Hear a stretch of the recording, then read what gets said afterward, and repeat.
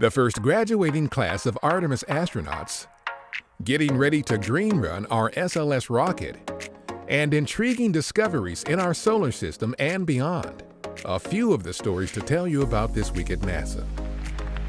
We held a ceremony on January 10th to honor the first class of astronaut candidates to graduate under our Artemis program. After completing more than 2 years of basic training, the graduating class, which includes 11 NASA astronauts and 2 Canadian Space Agency astronauts, will become eligible for space flights, including to the International Space Station, Artemis missions to the Moon, and ultimately missions to Mars. On January 8th, teams at our Michoud Assembly Facility in New Orleans loaded the first Space Launch System or SLS rocket core stage for our Artemis program onto the agency's Pegasus barge. The core stage is headed to our Stennis Space Center near Bay St. Louis, Mississippi for its Green Run test campaign, a comprehensive evaluation targeted to start later this year that will verify it is ready for launch ahead of our uncrewed Artemis 1 mission around the Moon and back. News highlighted in conjunction with the 235th meeting of the American Astronomical Society includes several mentions about our TESS satellite. The observatory discovered its first Earth-sized planet in a star's habitable zone in a system just over 100 light-years away from us. TESS also discovered its first circumbinary planet, a planet that orbits 2 stars.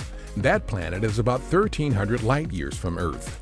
Meanwhile, our Hubble Space Telescope has surveyed a spiral galaxy that is 2.5 times wider than our Milky Way and has 10 times as many stars. It may be the largest known galaxy in the local universe.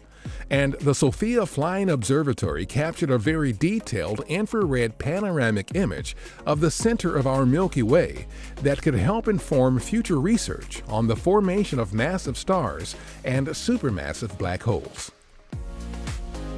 A SpaceX Dragon cargo spacecraft that left the International Space Station on January 7th is back on Earth with almost 3,600 pounds of science experiments and cargo. The returned items include the faulty battery charge-discharge unit replaced during a spacewalk in October, a microgravity study on tiny aquatic animals that are highly resistant to radiation on Earth, and research on rodents that could help develop therapies to treat bone and muscle loss on Earth. Conducting science aboard the orbiting laboratory is helping us learn how to keep astronauts healthy during long-duration space flights to the Moon and eventually to Mars. During a January 7th event at our Armstrong Flight Research Center in Southern California, we highlighted some of the aircraft, scientific equipment, and personnel involved in 5 new NASA airborne campaigns that we will deploy this year across the U.S. The campaigns will look at a variety of Earth processes that affect human lives and the environment. That's what's up this week at NASA. For more on these and other stories, follow us on the web at nasa.gov/twan.